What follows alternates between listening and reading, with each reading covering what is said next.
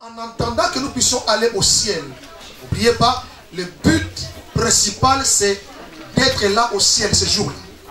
Mais en attendant que nous puissions aller au ciel, il y a des choses que nous devons accomplir, réaliser sur la terre. Et il est important, ma fille, que tu puisses comprendre ces choses. Alléluia. En attendant que nous puissions aller au ciel, il y a des choses que nous devons réaliser sur la terre. Et si tu ne les réalises pas, c'est que tu as échoué. Quand la Bible dit péché, dans le mot péché, il y a aussi rater le but. Vivre à côté de l'objectif. Ne pas réaliser ce que Dieu avait prévu dans ta vie. C'est un péché.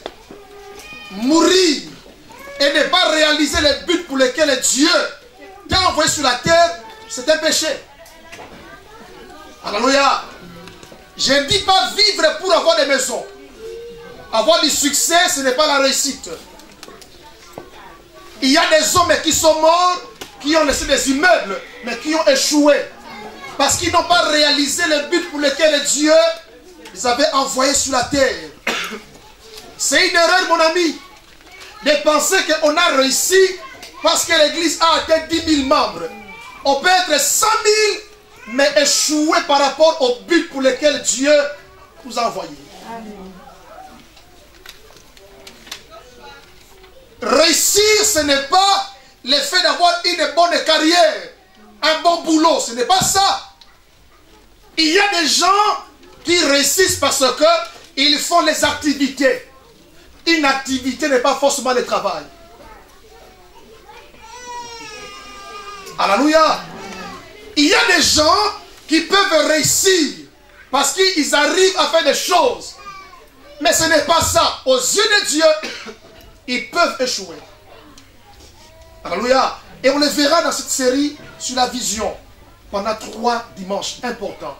Le but c'est quoi? Que tu réussisses, que je réussisse. Amen. Chapitre 13, Actes des Apôtres, verset 36. Chapitre 13, verset 36. Si je posais la question, mon frère, ma soeur, pourquoi tu vis? Pourquoi Dieu t'a créé? Quel est le but de ta vie sur la terre? Est-ce venir à l'église? Alléluia. Pourquoi tu vis? Si ta vie est liée à Colorite, et les jours où tu seras plus à Colorite. Si ta vie est liée en Europe, parce qu'il y a des gens qui pensent qu'ils vivent puisqu'ils sont en Europe, et les jours où l'Europe va tomber. Si ta vie est liée au mariage, les jours où il n'y aura pas de mariage. Ne confondons pas les buts pour lesquels Dieu nous a créés. Il y a des éléments qui sont importants, qui font partie de ces buts. Mais ne faisons pas de ces éléments les buts pour lesquels nous vivons. J'ai posé la question un jour à une sœur. Quelle est ta vision de la vie? Elle m'a dit avoir 10 enfants. J'ai dit c'est une erreur. Et si tu arrives à avoir 10 enfants, quelle sera, n'est-ce pas, la suite de la vie? La vie, ce n'est pas ça, mon ami. La vie, c'est autre chose. Et beaucoup de gens ne comprennent pas les buts pour lesquels Dieu les a créés. Amen. Chaque année, je fais de mon mieux pour revenir sur ces sujets, pour être sûr que nous tous, comme un seul homme, nous comprenons pourquoi nous vivons. Nous irons au ciel, oui, mais pourquoi Dieu nous laisse encore sur la terre? Si la terre n'était pas importante, le jour du salut, le Seigneur nous prendrait et nous dirait, écoutez, allez au ciel. Mais le Seigneur a permis que Jackie vive encore, que Tati vive encore. Pourquoi? Pour passer le temps? Non, non. Le Seigneur attend que nous puissions accomplir certaines missions. Un homme qui ne comprend pas sa mission a démissionné. Alléluia. Et c'est malheureux de vivre comme un démissionnaire. De vivre à côté du but. D'avoir été sur la terre comme un missionnaire, mais sans comprendre la mission. Alléluia. Et tu seras surpris, mon ami, de te rendre compte qu'il y a des choses que tu fais, tu les fais bien, on acclame, mais ce n'est pas ça ce que Dieu attend de toi. Il y a des gens qui ont des rêves, c'est pas mauvais. Un rêve c'est quoi? C'est un profond désir. Mais un rêve ce n'est pas un dessein de Dieu. Dans la vision, il y a des ambitions. Mais l'ambition n'est pas la vision. Alléluia. Un profond désir, c'est toi qui as ce profond désir. Ton profond désir peut ou ne pas se réaliser. C'est ton désir à toi. La Bible dit, l'homme forme des projets. Est-ce mauvais? Non, non. Mais c'est les desseins de Dieu qui s'accomplissent. Les desseins de Dieu qui s'accomplissent. Or, les desseins veut dire le projet de Dieu. Le projet peut aussi dire l'intention que Dieu a sur toi. La maquette, le boche, la pensée de Dieu sur ta vie. Ce que Dieu attend de Cédric, c'est quoi? Ce que Dieu attend de Rodin, c'est quoi? Ce que Dieu attend de Nono, c'est quoi? Ce que Dieu attend de Joséphine, c'est quoi? Il faut arriver à connaître ça, à comprendre ça. Je vais aller même plus loin. Un homme qui a compris les desseins de Dieu peut dire à la mort, non, non, non, non, non, non. Attends-moi d'abord. J'ai un contrat que j'ai signé avec Dieu.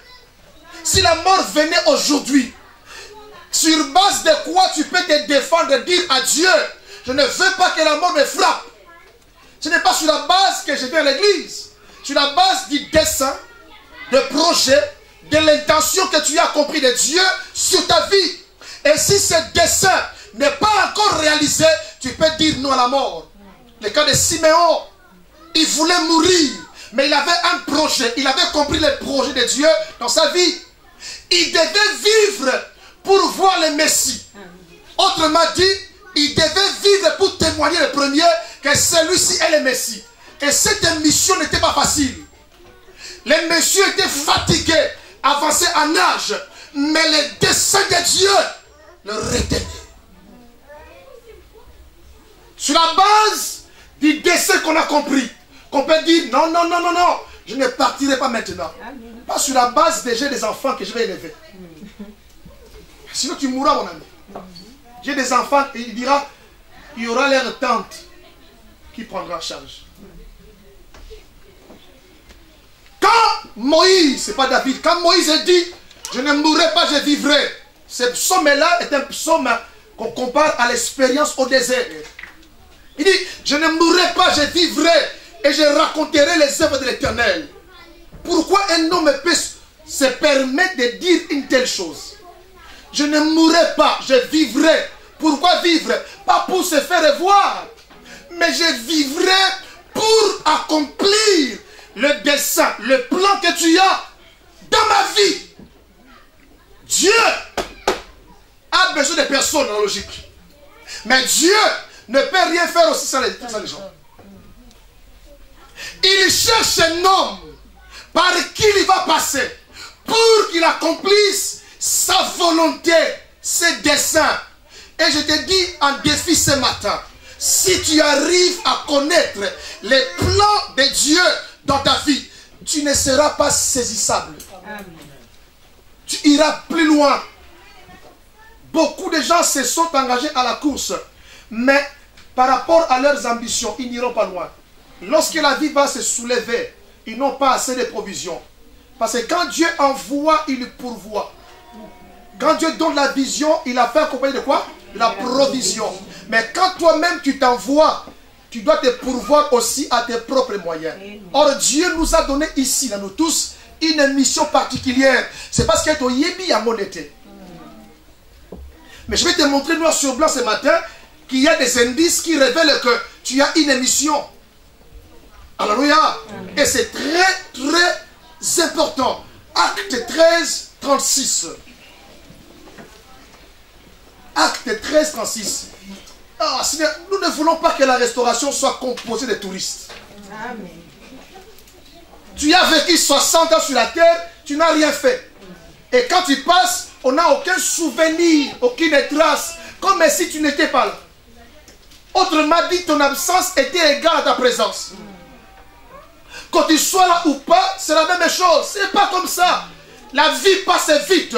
Et pendant qu'elle passe, il faut que tu laisses des traces. Pas forcément construire des immeubles, mais il a été. Cet homme a un nom, il a été.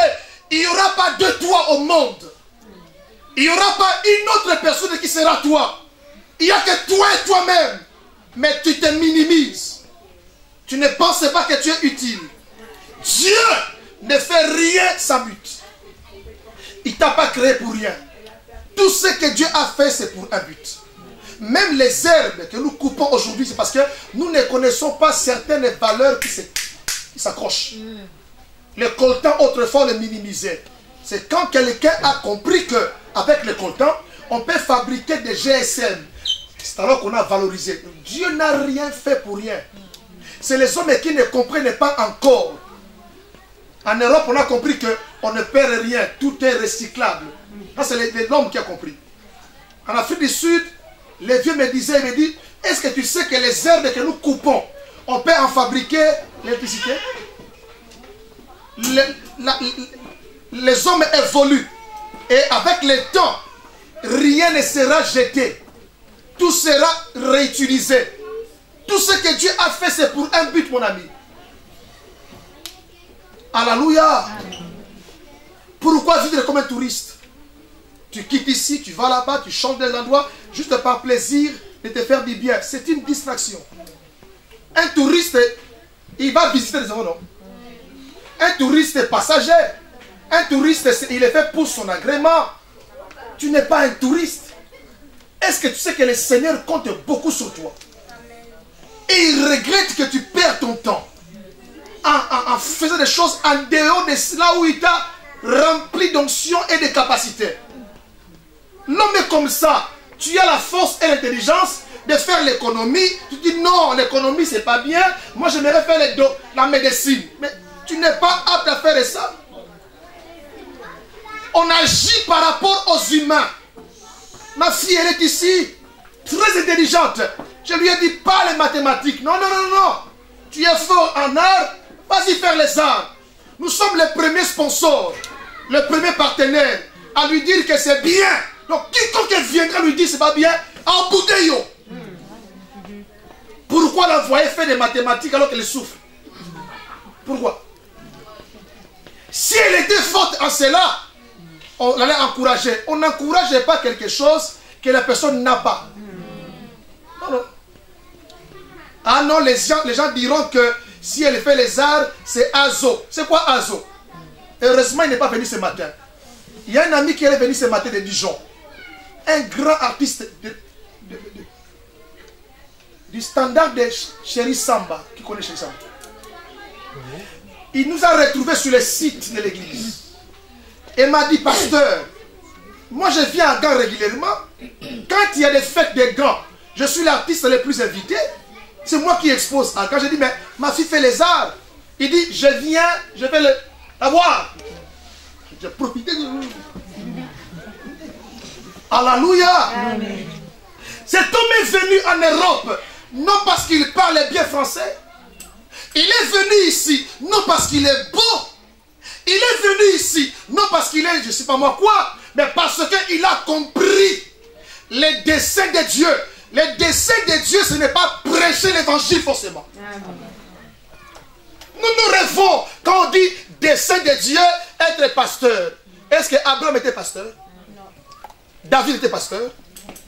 Salomon était pasteur? Des politiciens, des commerçants, mais qui ont marqué leur époque, qui ont agi ce que Dieu attendait d'eux.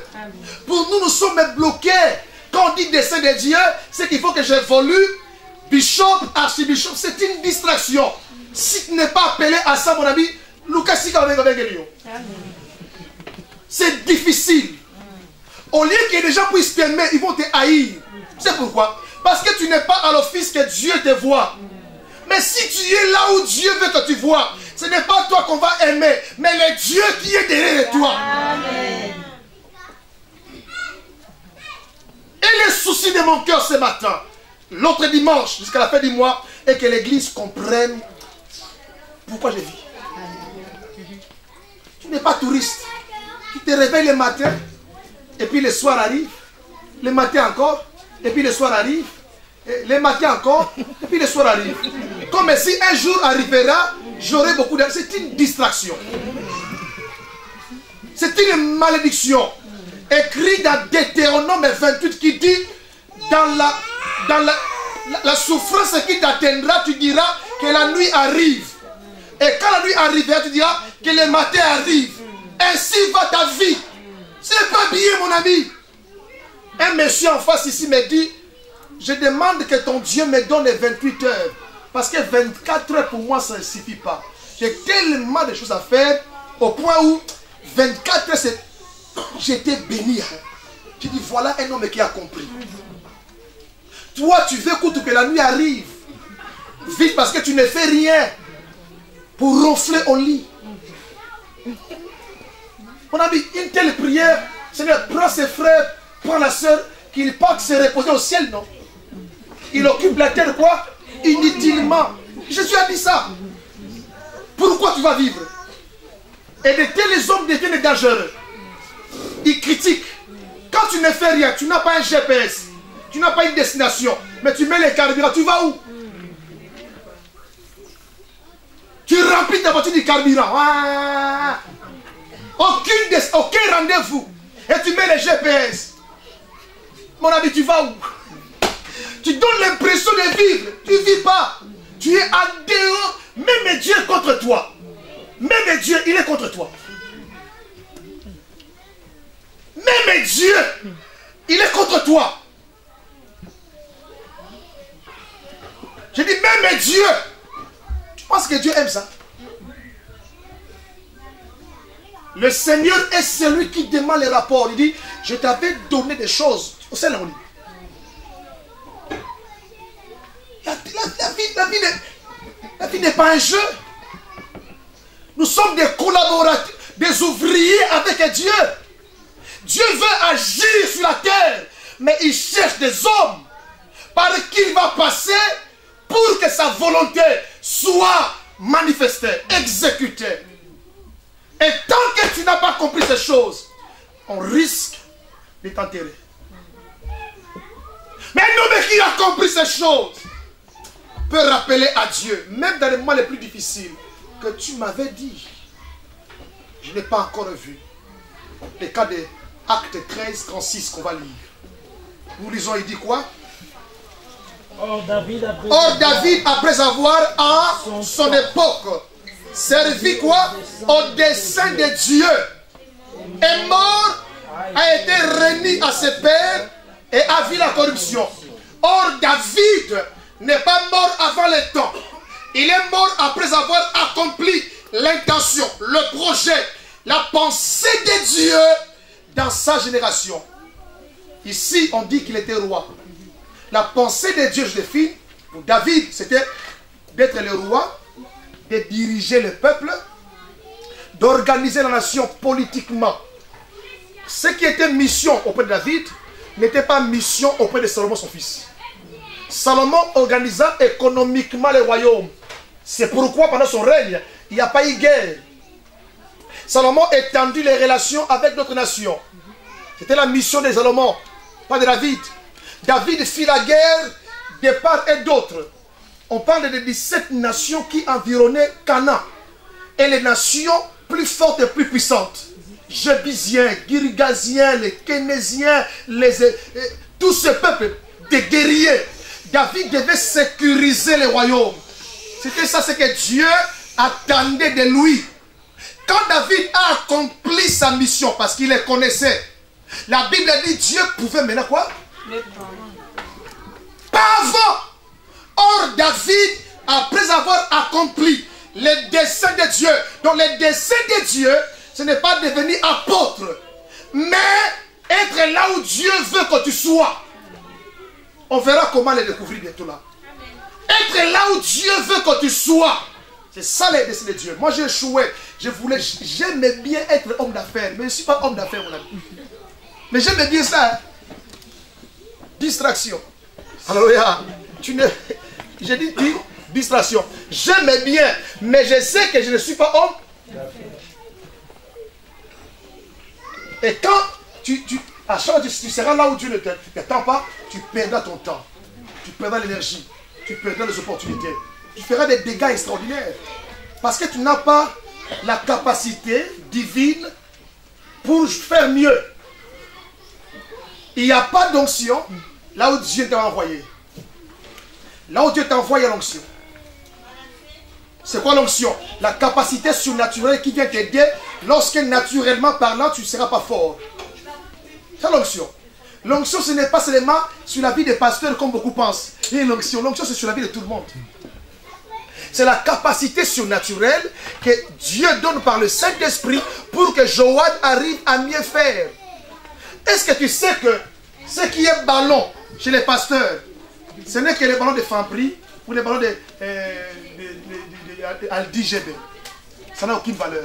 Le même ballon quand tu mets chez Zidane, regarde la photo. Regarde la photo, mon frère. Alléluia. Donc, tu prends le même ballon. Hein. Zidane qui ne m'a pas étudié beaucoup. Est-ce que vous savez que selon les sondages, si Zidane posait la candidature en France, il passera? Les Français savent que Zizou n'a pas beaucoup étudié. Ils savent ça. Mais Zizou a fait le nom. Zizou est là où Dieu voulait qu'il soit. Est-ce que tu sais que les ballons au pied de Messi, c'est des millions? Messi. Les ballons, c'est vraiment...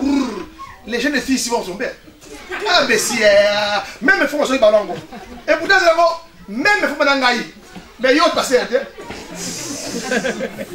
La même effort, mais les gestes de Messi, parce qu'il est dans son poste, non? Messi, mais il y a et si Messi prenait le micro pour prêcher, il soit Messi, il dit il soit Messi va venir au soir. Il y aura un balai. Or, David, après avoir en son temps, à son époque, servi au dessein de Dieu, qu'est-ce que tu sais à ton époque? Qu'est-ce que tu donnes à ton époque? Pourquoi tu vis comme si un jour arrivera, un jour arrivera? Moi, je ne rêve pas. Et je vois que tu rêves aussi. Alléluia. Prends avec moi Jérémie chapitre 29, verset 11. Oh, donc, quand je dis vision ici, je parle du but de Dieu dans ta vie. Du plan de Dieu dans ta vie. Le pourquoi de ton existence. Ce n'est pas pour que tu portes différents costumes chaque dimanche. Le but, ce n'est pas ça. Pourquoi tu vis?